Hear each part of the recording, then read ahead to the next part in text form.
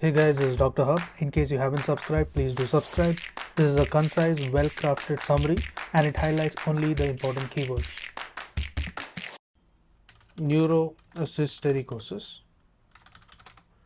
So here in neurocystericosis, there is a cystic lesion, as the name suggests, and this is with nothing but a dot with me. There will be a common site. The common site is nothing but the gray matter and the white matter interface.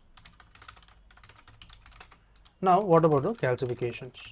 The calcifications present in the later stages, they include nothing but the starry sky appearance.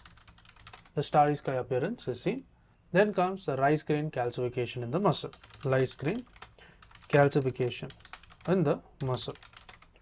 Now, it is nothing also the tinea solium infection. It is also the tinea solium infection. To learn and grow daily like this, please do subscribe.